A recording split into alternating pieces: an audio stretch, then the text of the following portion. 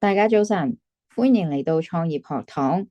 咁我係 Agnes 梁，今日會為大家講呢個 topic，令孩子變聰明嘅營養。咁好多謝 EAP 嘅邀請。首先呢，我自我介紹先。咁我呢，就喺一間補習學校裏面呢做副校長。我已經喺呢度做咗接近9年啦。我本身呢係一個數學嘅老師。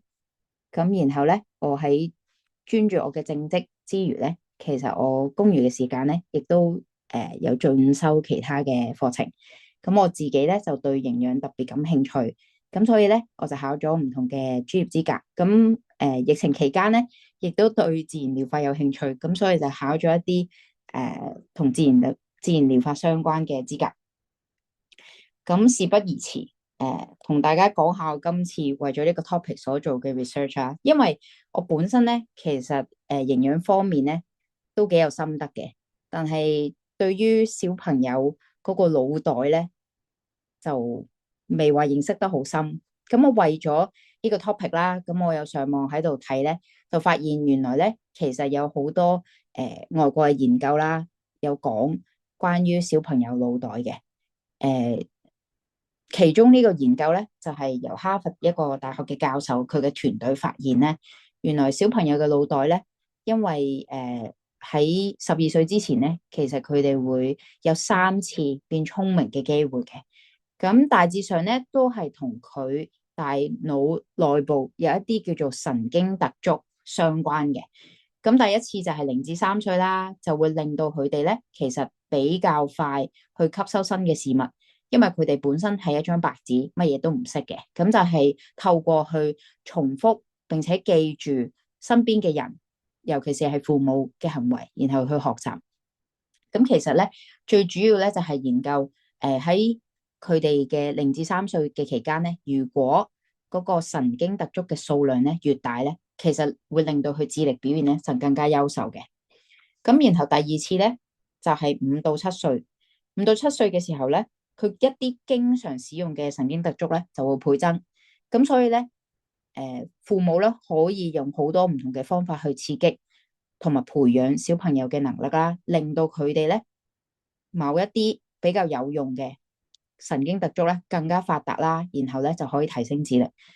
第三次咧就係8到10歲，咁佢哋咧會經歷一個突觸修剪嘅過程，即係呢一啲冇必要嘅神經元連接咧就會冇咗啦。咁令到佢嗰個神經網絡咧優化，咁所以咧，好多專家都話啦，12歲之前咧，其實小朋友嗰個認知發展啊，都係要把握。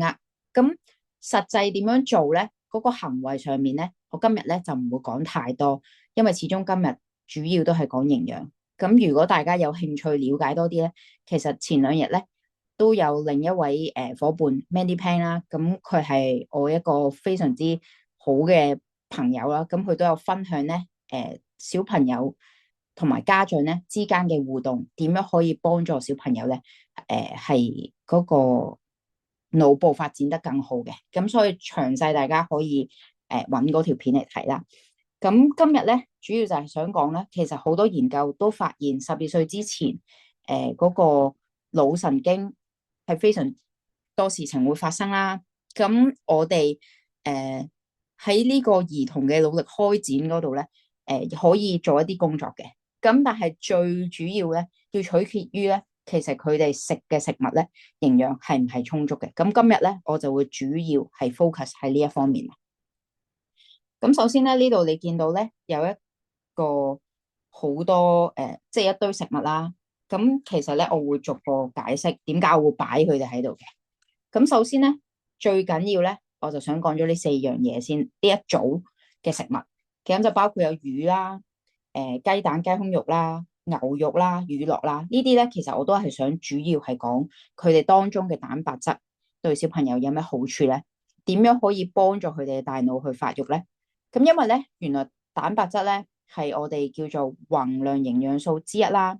咁佢對於我哋嘅組織增長、維護同修復好好啦。咁因為小朋友發育時期，無論你係0歲定係去到11、12歲，都係叫做小朋友啦。咁佢哋身體係急速成長啦，同埋咧佢哋大腦咧係需要好多原材料去發育，咁所以咧蛋白質對於佢哋嚟講咧係一個最主打最需要嘅嘢嚟嘅。咁呢度係舉例咗四個其中嘅，即係最主要我哋會常見或者小朋友常常會接觸得到嘅 category 啦。咁當然不限，即係不止於此啦。咁呢度我亦都唔係寫晒全部所有蛋白質嘅好處嘅用處嘅，因為佢非常非常之多作用。咁呢度咧我就係揀咗一啲覺得對於小朋友提升佢嘅智力好有用啦。咁亦都包括咗一啲咧，其實係大人比較 care 嘅，即係譬如配搭維他命 C 可以養顏美容啦。咁呢啲應該係媽媽比較 care 嘅。咁因為都照顧到可能而家睇緊嘅人都係媽媽或者爸爸啦。基本上總之係男人或者女人啦。咁所以咧，應該大家都會咧對呢啲養顏美容啊、身體燃燒更多卡路里咧比較有興趣。咁所以呢啲都係一啲蛋白質做到非常之有用嘅用處。咁我都包括埋喺呢一度啦。咁對於小朋友嚟講，其實呢一個因為係細胞原材料咧，所以我哋真係要 make sure 佢哋每一日都食夠啦。咁但係對於小朋友嚟講，佢哋咁細個肚仔，或者一起身翻學之前，或者放學翻嚟，其實有幾多時間可以喺我哋 control 嘅情況底下，家長 control 嘅情況底下食得到咧？而且佢哋願意去食咧？老實講唔容易嘅，因為我自己做咗9年，我喺我自己而家嘅補習學校做咗9年啦。咁我都成日同我啲學生傾偈咧，佢哋普遍咧都唔係好中意食肉嘅，或者係咧佢哋嗰個胃口都好細嘅，同埋佢哋咧都始終翻學咧會接觸得到一啲比較壞嘅食物啦，會好中意食零食嘅。咁所以咧我相信咧佢哋大部分嘅小朋友咧長期蛋白質咧攝取都不足。同埋因為咧，好多小朋友都會有運動嘅習慣啦。當然呢個係非常之好啦。佢可以放電，同埋對佢嘅成個人嘅生長都係好好。但係咧，因為佢有運動咧，佢更加需要嘅蛋白質咧，其實係比一般嘅小朋友咧唔運動嘅小朋友更加多。咁所以咧，去到最後咧就發現好多小朋友都唔夠喎。咁佢哋又唔肯食肉喎，咁點算咧？其實咧，當然即係我做補習咁，其實就係有方法先會講出嚟噶啦。咁其實有一個方法可以咧幫助小朋友咧唔經唔覺去吸收多啲蛋白質嘅。咁喺佢哋細個嘅時候咧，其實都好多都會飲奶粉啊，或者係媽媽餵哺母乳啦。咁其實當中都係有好高嘅蛋白質，有好多好多嘅營養喺裏面啦。咁到佢哋大個咗啦，開始翻小學啦，或者翻幼稚園、翻小學開始，咁佢哋唔飲奶粉，咁點算咧？其實咧，亦都坊間咧有一啲咧係我哋叫做蛋白質嘅飲料咧，係可以俾佢哋去補充啦。咁當中咧，其實如果你話蛋白質粉咧，我建議咧就小朋友咧可以每一日咧其實都補充，因為咧最緊要咧你係要挑選一啲係佢係由天然嘅食物嗰度製成嘅，同埋咧最好咧佢嘅原材料係有機嘅。咁今日大家入嚟啦，咁我都當然會俾一個方法去大家啦。咁呢度咧就係有一個product 喺度咧，咁呢個產品咧嘅牌子咧就係叫做 Nutrilite 啦。咁佢咧就係90年嘅呢個係營養素嘅品牌啦。咁佢當中咧其中一個 product 咧叫做全植物蛋白質粉啦。咁我自己咧就為咗食，因為我自己都有食嘅。咁我做食之前咧，我就做咗好多 research。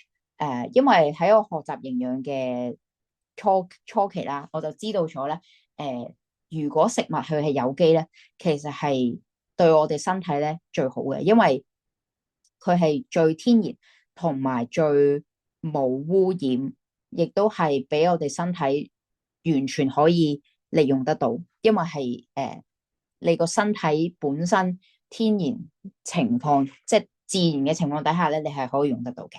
咁呢個牌子咧，佢嘅特別之處咧，在於咧佢嘅蛋白質粉咧，除咗佢嘅原材料全部係有機之外咧，佢亦都係咧由大豆、小麥同埋豌豆呢3種嘅植物嗰度提煉而成。咁有咩好處咧？因為我真係研究過咧，其實咧蛋白質咧細嘅分子咧叫做氨基酸咧，當中咧20種啦，有9種咧我哋人體咧係製造唔到嘅，一定要喺食物裏面吸收，而唔係好多天然嘅食物裏邊咧係有齊呢9種必需嘅氨基酸，我哋一定要有齊呢9種必需氨基酸咧，嗰種食物先叫做完全蛋白。而喺自然界裏面咧，基本上存在嘅食物裏面咧，得動物食嘅蛋白質啦，就係雞蛋同埋牛肉係完全蛋白嚟嘅，其他都唔係嘅，都係爭啲嘅。咁點解我會呢度寫呢一個全植物蛋白質粉係完全蛋白咧？因為咧佢咧係根據咗咧呢個標準咧，就係嗰9種必需氨基酸咧有一個完美嘅比例嘅，令到佢個蛋白質吸收率咧係有100%。咁呢度咧我就擺咗幅圖啦，叫做木桶效應啦。咁其實咧佢就可以完美地解釋啦，因為咧呢9種必需嘅氨基酸咧就好似你當9條木板咁樣啦。咁呢個木桶呢9條木板製成一個木桶。呢個木桶裝到幾多水咧？其實係由最短嗰塊板去決定嘅，唔係最長嗰條，因為佢短咗落嚟，佢就會走晒啲水咯。咁其實我哋去吸收蛋白質，亦都係一樣啦。係呢9種必需氨基酸咧，其實佢哋全部都要啱嗰個最佳嘅比例，而且係邊一個如果越少，我哋就會令到我哋個吸收率就減低咯。如果本身天然嘅大豆或者小麥或者豌豆咧，佢哋各自咧係嗰9種必需氨基酸咧，有某一兩種咧係唔夠嘅，唔符合嗰個比例嘅。咁大豆出嚟咧就係做咗好多研究啦，佢嘅科學家咧就係計咗個份量咧，就令到咧佢哋可以大家互補不足，咁所以咧令到呢一個 product 咧，佢嘅嗰個完全吸收率咧係可以達到100%啦，係啦。咁所以咧其實我自己咧都有啲學生咧，其實佢哋自己可能都會唔夠咧，咁佢哋都會食蛋白粉咯。咁呢個咧我都係好推介嘅。咁然後咧，第二樣嘢咧就係第二組嘅食物咧，就係魚同埋合桃啦。咁佢哋當中就好豐富嘅 omega three 啊。咁 omega three 咧，其實好多家長應該都知道啦，佢裏面有好豐富嘅 DHA 同 EPA 啦。咁 DHA 咧，其實對於我哋嘅腦部啊、眼睛啊呢啲咧都係好緊要啦，可以提升小朋友嘅學習能力啊嗰啲各樣嘢。EPA 咧，亦都係促進嘅心血管健康啦。咁其實即係小朋友可能會覺得啊，其實心血管未咁快有問題嘅。咁但係呢啲防範於未然，同埋咧，因為佢咧亦都係可以令到小朋友咧冇咁容易發炎嘅。即係有時有啲小朋友咧，佢可能比較中意食一啲零食啦。咁嗰啲零食咧，通常都係油炸嘅，當中咧有好多 omega 6啊。其實 omega 6咧係會令到我哋身體發炎嘅。咁發炎又唔係完全壞嘅，因為如果你身體冇呢個發炎嘅機制咧，如果有啲咩蚊叮蟲咬咧，其實你唔發炎咧，亦都係會出問題嘅。咁呢個係一個身體自然反應嘅一個俾我哋嘅 message 啊，有個警號咁樣。咁但係咧，你過度發炎又唔好啦。咁所以咧，EPA 咧 omega 3裏面 EPA 咧，亦都可以幫助我哋消炎嘅。咁所以咧，呢個就係可以即係 balance 翻 omega 6俾我哋一個稍稍嘅唔好處啦。咁樣咁，然後 omega 3咧本身咧亦都係一個我哋叫優質嘅脂肪啦。咁佢咧可以令到我哋食物裏面嘅脂溶性嘅維他命咧可以吸收得到啦。咁同埋佢本身脂肪咧，亦都係我哋嗰個細胞膜咧一個好重要嘅元素啦。咁所以可以幫助我哋所有嘅細胞去 function 得正確啦。咁呢度亦都有再多一啲食物嘅種類啦。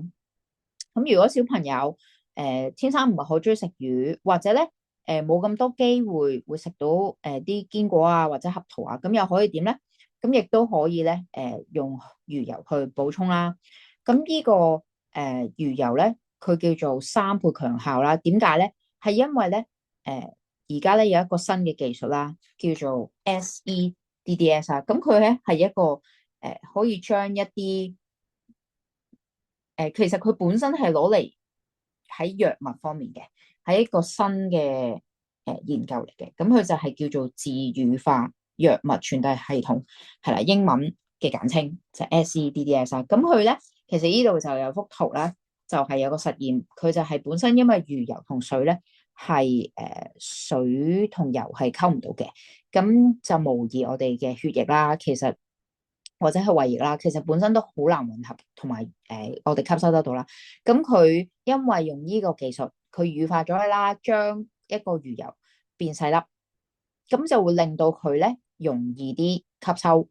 咁亦都有實驗證明咧，佢會提升咗個吸收率咧，係有3倍嘅，有300% 咁樣。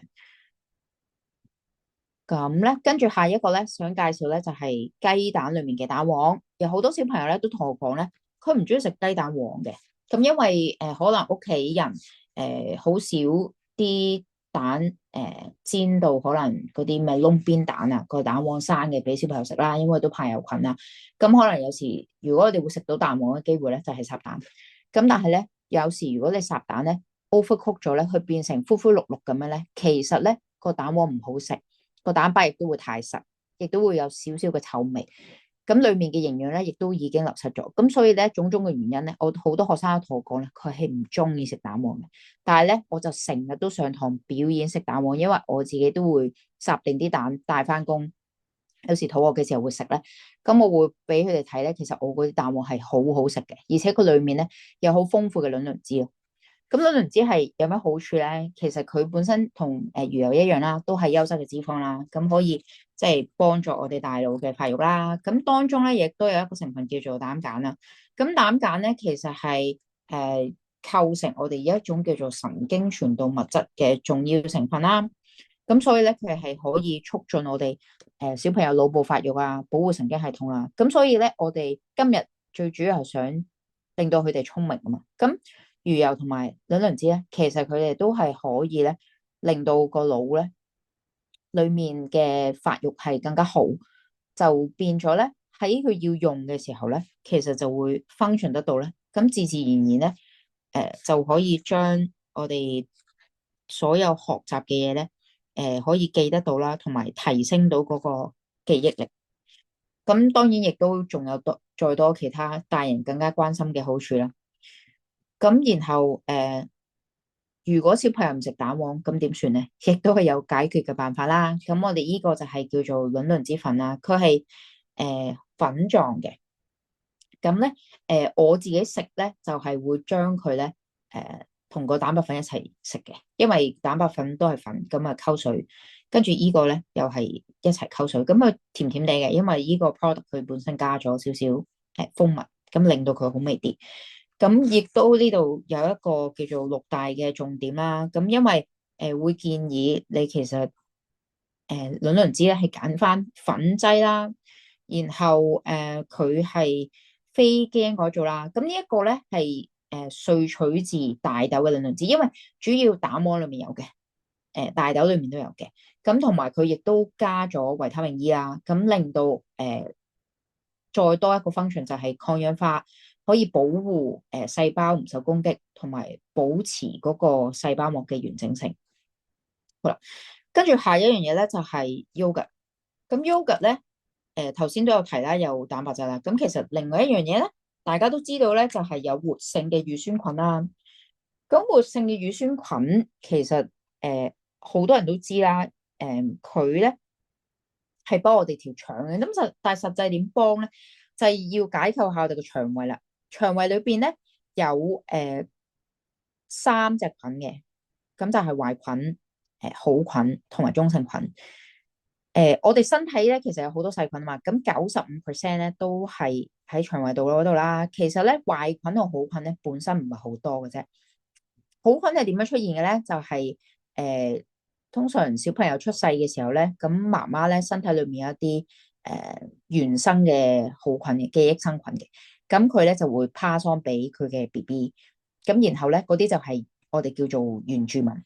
咁嗰啲好菌咧，其實就係跟個家族嘅，即係可能由婆婆個婆婆俾婆婆個媽媽，再俾婆婆，跟住婆婆再俾媽媽，再俾你咁樣嘅。咁所以咧，每一個家族其實嗰個好菌都唔一樣嘅。咁然後咧，開頭咧就你個身體裏面咧，應該大部分都係好菌同中性菌啦。咁跟住咧就會有壞菌出現啦，因為開始大個啦，去可能小學啊，跟住食咗啲曳嘢啦，或者係出街篤魚蛋啊嗰啲食熱狗啊，咁啊食咗啲壞菌翻嚟啦。咁然後咧就會發生一件事咧，就好似跟住就會有中性菌。咁中性菌咧其實係比較多嘅喺個身體裏邊。咁但係咧佢哋就係比較搖擺嘅。如果嗰個腸道裏邊咧本身好菌比較多，佢哋就會扮乖，就會係好菌啦。咁就係冇影響嘅。咁但係如果壞菌比較多咧，咁就會免疫力差啦，咁佢哋咧就會變埋壞啦，咁就會令到我哋病啦。咁就好似一個課室裏面咧，本來乖嘅學生同曳嘅學生可能都得幾個啦。咁如果個班咧即係冇乜呢啲好菌，冇乜啲班長 material 咧，全部都係嗰啲曳嗰啲小朋友咧，咁啲中間嗰啲咧就會變埋曳咯，學埋佢哋曳咯。係啦，咁調轉亦都一樣啦。如果多幾個班長咧，咁就全部嗰啲都會乖咯，咁樣。咁所以咧，最好維持我哋體內嗰個腸道健康咧，就係要令到我哋增加啲好菌啦。咁呢一個咧，亦都可以，即係你嗰個好菌多啦，咁佢免疫系統咧就會好啦，因為70%都係喺腸道裏邊啦。咁以小朋友嘅嚟講，好似同聰明唔係好大關係，但係其實老實講，如果佢成日病咧，佢個人就會唔開心。雖然佢冇得翻學，但係佢個人好辛苦。咁然後佢可能又唔肯食嘢，然後就一路就再更加身體越嚟越差啦，或者瘦啦。咁然後佢又吸收唔到營養啦，咁然後佢就會影響學業，即係呢個係連帶關係咯。咁所以我哋嘅腸道健康咧都係非常緊要嘅。咁然後咧呢度亦都有一啲 cap 啦，就係呢位叫做許志忠教授，咁佢咧研究咗嗰個遺傳學好多年嘅，咁佢亦都有好多片啦，係講益生菌嘅重要啦，同埋佢話飲食喜好其實係由腸道嘅微生物啦，所以點解有啲小朋友佢哋特別中意食零食啦？咁亦都係因為佢哋食過咯，係啦。咁所以好多時候，如果小朋友冇食過零食咧，佢哋係唔會食嘅。冇食過薯條嘅小朋友咧，係唔會中意食薯條。但係而家食咗小薯條嘅小朋友咧，就會中意食薯條咯。咁都係因為佢嘅腸道裡面比較多壞菌先會咁咯。咁所以咧，我之前咧聽過一個老師講過一個 case，就係有個小朋友咧，佢好中意食腸仔嘅嗰啲廚師腸，無論媽媽做乜嘢，佢都要食。咁但係咧，佢有一次咧，個媽媽就去聽課啦，跟住就知道咗，哦，如果咧幫佢清咗腸道裏面嘅壞菌咧，佢就會改咗胃口噶啦。咁佢就俾啲益生菌個仔仔食啦，跟住個仔仔清咗之後咧，跟住係神奇嘅事情發生啦。個媽媽叫個仔仔食，跟住個仔仔唔肯食啦，跟住唔知點樣就媽媽就OK 開心。咁點知咧，過咗半年之後，嗰啲廚師腸要到期要壞啦，咁媽媽就夾硬煮晒佢啦，唔知煮咗10條，跟住逼個仔食咯，跟住個仔狂喺度爆喊，食咗半條就唔再肯食咯。係，所以咧呢個故事就係即係呢個 case 就係意思，小朋友其實如果冇晒壞菌咧，係唔會再食嗰啲曳嘢嘅食物啦，咁樣。咁然後呢度就亦都再多一啲其他嘅醫師咧講嗰個益生菌嘅好處啦，咁同埋都有講話其實如果每一日食30至50億以上嘅益生菌咧，先至會有保健嘅功效。咁同埋佢會提到佢會可以促進到啲維他命嘅合成啊嗰啲嘅。咁咧係啦，咁所以咧就頭先都大概講咗益生菌嘅好處啦。咁呢度就係再 recap，佢係可以令到我哋冇咁容易病咯，咁冇咁容易病啦，又排便順暢啦，咁小朋友就會好開心啦，咁好開心咧就會願意聽媽媽話啦，咁願意聽媽媽話咧就會肯做嘢啦，咁肯做嘢咧就會叻啦，係啦，大概係咁樣。咁然後咧呢度就係再多一啲嘅資料啦，咁就係我都會推介紐崔萊嘅呢個叫做強效複合乳酸菌啦，因為佢係有好多科研嘅實證。咁呢度咧就唔詳細講啦。呢個係之前我去參觀佢哋嘅廠房，去 show 翻咧其實嗰個活性益菌咧個量係非常之多。呢度寫住33咯，但係佢係唔知乘翻100倍咁樣嘅，咁所以咧佢其實係 prove 到佢真係有好多益生菌裏邊啦，而佢講呢度嘅63億咧係講緊 by the time 佢 expire 咧都係有咁多嘅。咁然後咧呢度就係再講多少少關於乳酸菌啊。咁原來咧佢哋就唔係淨係一個字嘅，佢哋係通常係三嚿嘢組成。咁就係菌屬、菌種同菌株。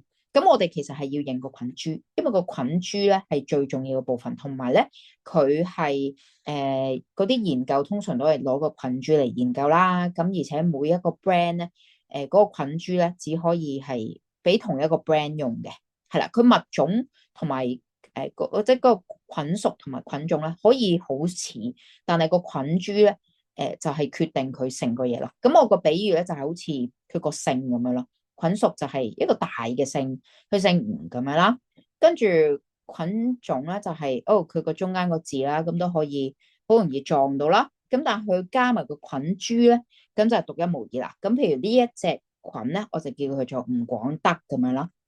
咁然後咧呢度咧就係 list 咗紐崔萊嗰5隻嘅菌株啦。咁你見到咧我哋有吳廣德同埋吳廣野嘅。咁呢兩個咧，其實佢個菌屬同菌種咧都係一模一樣啦，但係佢菌株唔一樣啦。咁你見到有寫住 TM，因為佢 register 咗嘅。其他 brand 咧，你係唔會揾得翻呢個吳廣德嘅，或者吳廣野嘅，可能得吳廣華咁樣啦，就唔一樣嘅。咁亦都有中落山同中落海啦，咁佢哋又係啦，嗰個菌屬同菌種係一樣嘅。咁其他 brand 咧，亦都唔會可以 exactly 一樣，個菌株都一樣啦。咁然後仲有一個都係咧姓吳嘅，但係叫做吳彩仁咁樣啦，咁就唔一樣嘅。咁所以咧，大家就可以跟呢個方法嚟去研究下唔同 brand 佢其實實際嗰個菌株咧有冇臨床研究啦，同埋佢有冇 list 出嚟咯。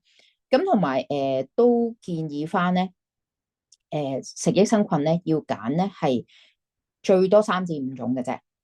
因為如果太多菌株咧，佢哋會打交，佢哋會霸地盤，咁就結果得出嚟嘅效果咧，唔好啊，會食咗堆屍體入去咯，屙翻堆屍體出嚟咯，咁樣。咁同埋係啦，咁呢度就係再多啲科研嘅實證啊，佢哋係做乜做乜咁樣啦。咁然後咧，仲有呢度係啦，就係非常之多嘅維他命 B。呢一堆嘅食物咧，有唔同嘅維他命 B 啦。咁我哋主要都係 focus 喺呢8種維他命 B 嘅，就係1、2、3、5、6、7、9、12。咁佢哋咧可以做到呢一堆嘅嘢，最主要都係穩定情緒啦，跟住預防病啦。咁佢亦都可以促進我哋好多嘢健康嘅，同埋細胞嘅生長咯，咁樣。咁呢度就係講少少咧，紐崔萊嘅維他命 B 啦。咁佢叫做雙效維他命 B，點解咧？因為佢係有2個面嘅，佢就好特別咧，就有一個叫深綠色嘅粗效層啦。咁就係1個小時之後咧，你胃裏面釋放咧，就即刻補充咗 B2同 B12嘅。因為呢兩樣B 咧特別啲咧，你要吸收咗先，跟住咧佢就有個緩解層咧，就係另外嗰堆嘅 B 咧，佢就慢慢吸收咧，咁你個身體就會吸收得最好咯，同埋佢可以 last 到8個鐘頭嘅咁樣。然後咧就係啦，再嚟到咧就係呢個牛肉啦、乳酪啦、合桃啦，咁當中咧就有鈣同埋鎂。咁鈣同鎂咧，我哋就係叫做巨量礦物質。因為我哋知道有維他命啦，跟住亦都有礦物質啦，係我哋要食嘅。咁巨量礦物質咧，就即係我哋要食得比較多啲嘅。咁佢哋當中就係有呢一啲嘅好處啦。咁大家都知，其實小朋友嘅鈣吸收鈣好緊要啊，佢可以強健骨骼同牙齒啦。咁點解要埋鎂咧？原來因為其實本身佢係攞嚟幫我哋吸收鈣嘅。如果冇鎂咧，你嘅鈣係留唔到喺身體裏邊，咁亦都要埋 D3啦。咁 D3亦都係幫助鈣去吸收啦，跟住同埋維持晒我哋嗰啲神經啊、肌肉嘅正常運作啦。咁咧呢度咧就係有一個叫做鈣鎂 D。咁咧佢當中我呢度有個計數啊，因為我係數學人嚟噶嘛。其實我哋鈣嘅吸收咧就有好多種唔同嘅種類啦。有一啲咧就係化學合成啦，有一啲咧就唔肯定啦，有一啲咧就係一定係大自然。咁當中其實大自然嘅咧只有海藻鈣啦。咁紐崔萊呢一個鈣咧就係喺冇污染嘅冰島海域嗰度攞嘅海藻鈣啦。咁然後你見到咧，佢嘅鈣離子含量咧其實係冇碳酸鈣咁多，但係因為咧佢個吸收率咧又多翻喎。然後咧佢又冇另外一個咩氨基酸唔知乜嘢鈣咁多，但係咧其實你計翻條數乘完之後咧，佢都接近第一噶。咁你比起一個一定係化學合成嘅咧，咁我哋一定其實都係會揀大自然來源咯。咁所以咧會建議咧食海藻鈣嘅。咁詳細就可以睇翻嗰個圖表。然後咧最後就係呢個係呢個都好緊要嘅，就係深綠色嘅蔬菜同埋牛肉當中嘅鐵啦、鋅啦同埋碘。咁咧佢哋咧就係鋅啦，係幫幼童去發展腦部嘅重要元素啦。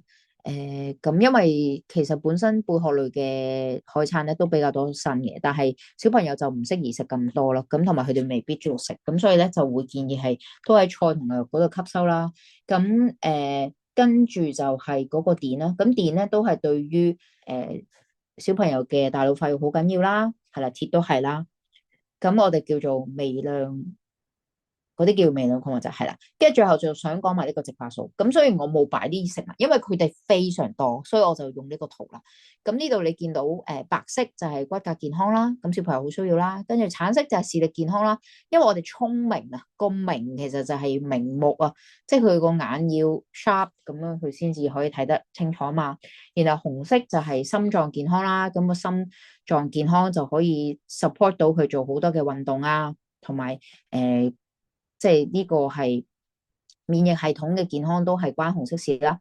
跟住就係紫色，紫色咧就係腦部啦，腦部健康非常緊要啦。綠色咧就係細胞健康啦，咁啊全身都係有細胞噶嘛。咁呢度亦都當然唔止呢啲啦，呢度隔籬亦都好清楚寫咗好多嘅唔同營養素嘅例子啦，可以喺邊度食物揾到，你亦都唔止呢啲嘅。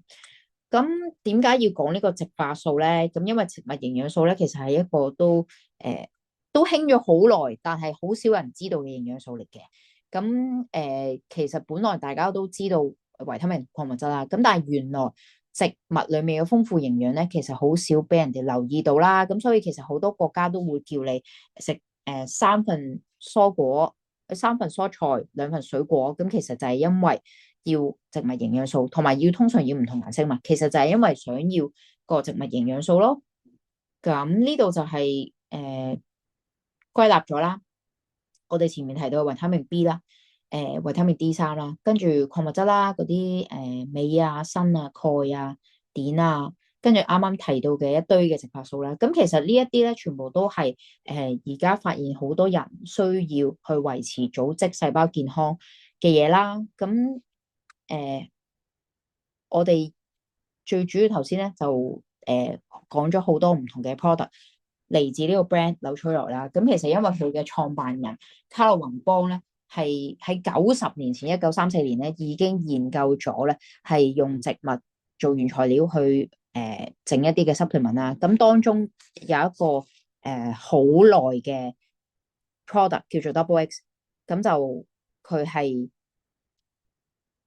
非常之有非常之豐富嘅營養喺裏邊啦。咁呢度就係有一個圖就係顯示其實原來紐崔萊點解會咁推崇咧？係因為佢係全球唯一已經有一個獲認證嘅有機農場裏面種植、收割同埋提煉植物原料，全部嘢係紐崔萊自己做晒。然後佢係有維他命同埋其他營養補充品嘅品牌咯，係啦。咁呢度有9大步驟，就係由揀選植物，就單單揀邊個品種，跟住再揀邊一粒種子，然後再揀邊一個農場，跟住再種、收成、萃取完之後再加工包裝，先去到我哋嘅手上咯。咁呢啲全部9大步驟咧，係由紐崔萊種子到成品一次過做晒。咁咧呢度咧就係另一個非常之即係我頭先提到嘅 Double X 啦，呢個非常之犀利嘅 product 啦。咁佢當中咧係有3粒嘅，一隻叫做維他命，一個叫礦物質，一個叫植物營養素。咁頭先都講咗啦，維他命 B 係對於小朋友聰明好緊要嘅，但係其實仲有好多其他維他命相輔相成都係幫到手啦。跟住礦物質啦，亦都唔止頭先提嘅重要啦。咁仲有好多植物營養素啦。咁呢個係做咗好多嘅測試，去攞到嘅一個專利，去產生出嚟嘅一個產品嚟嘅。咁佢亦都係可以溶喺水嘅，因為佢係將一堆嘅好多好多嘅植物萃取咗之後咧，壓翻咗一粒粒。咁我哋其實擺翻到水裏邊咧，普通常溫水又得，暖水又得，佢都會溶咗變成一杯蔬菜汁咁樣。咁如果小朋友唔識得吞藥丸，而家長想俾佢攝取呢啲營養素咧，其實可以咁樣做，去俾佢哋潑一聲飲咗佢啦。咁當中佢包括嘅營養成分係有咁多咁多。當中好多嘢咧，其實就算大人都唔會食嘅。沙棘我係未見過佢本人嘅，金盞花亦都唔會擺入口食嘅，係啦。咁針葉櫻桃我聽講係酸到爆嘅，但係佢哋全部都係非常非常之有營養咯。咁最後咧就係有呢一個係外國研究，除咗頭先嘅嗰一堆食物之外咧，原來飲水咧亦都可以令到小朋友咧更加聰明嘅，係啦。咁呢度就唔詳細 list 佢個研究啦，咁但係佢就美國啦同埋英國咧都有大學係發布呢個研究啦，咁就係講咧係可以提升佢記憶力啦，同埋 multitasking 嘅，咁所以咧就可以提升佢哋嘅學習效率，係啦。咁今日嘅時間就係到呢度啦，多謝大家收睇，有需要可以問翻介紹你嚟睇呢個片嘅介紹人，以上嘅資訊係啦，多謝大家。